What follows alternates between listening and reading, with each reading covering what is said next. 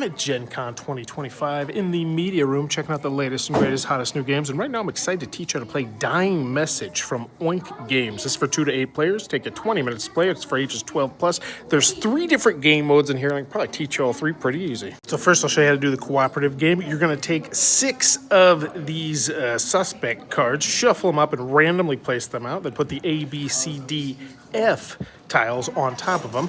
The player is going to be the first victim, is going to get this little box. They're going to get this thing right here. They're going to get that felt right there. And they're going to secretly roll this dice and then cover it to see which one of these people is the suspect who committed the crime. So they know it's Horiantion, and they have a little backstory about this person right here. Last, you're going to make sure the victim has 15 of these double-sided message cards in front of them. Now, with or without a timer, everyone who is not the victim is going to walk away from the table, and then the person who is the victim is going to have 1 to 2 minutes to try and put this together to make the crime scene, to help people know who committed the crime. The detective shouldn't even be looking at the victim at this point. Now, the rules say you're not supposed to flip these message cards up, but I will say I think that's going to be really difficult for a lot of people, so I think you're going to house rule them that you can use either side. Now, whenever the victim is ready, they're going to put their head down on this felt sheet, put this here so it looks like a weapon, and then you can use your body or your face, however you want to try and help people figure out which of the victims it is, but you can't use any meta information. So since I'm talking about the pilot who goes all around the world and has 4 different girlfriends, I'm going to make a kissy face, like, oh.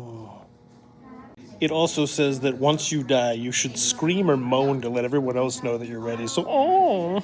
Now the detectives are going to come back to the table. They're going to take a picture of the suspects, and then they're going to take a picture of the crime scene. And once everyone's done that, you don't have to pose anymore. However, you do have to shut your mouth, so please do that. You ruin the game when you don't. The detectives have up to 3 minutes to discuss it, and at the end of that, they have to agree to point to one of the suspects, at which point the victim will let them know if they were correct and that person found peace, or if they lost hope. At which point, the dice is revealed and everyone says, oh, it's that person! The game ends once each player has had the opportunity to be the victim, and then there's this weird added-on scoring epilogue thing where you get 2 points if you had the best clue and 1 point if you had the worst clue of the entire game, but that's the only way you score points. It feels clunky and added on. I think you'll probably skip it and play the competitive investigation if you actually want to keep track of points. This version has each detective individually picking who they think committed the crime, but this one cuts out the fun communication between each other as you try and figure out what the clue is saying, which, isn't great, but it does have a clean scoring system. I also should mention you replace the suspects and these cards each victim. Last is Speedy Death Showdown, where each player will have cards in front of them. They'll pick the victim they want, and they'll try and make a message as fast as they can so that they can be the victim, and the other players will cooperatively be the detectives.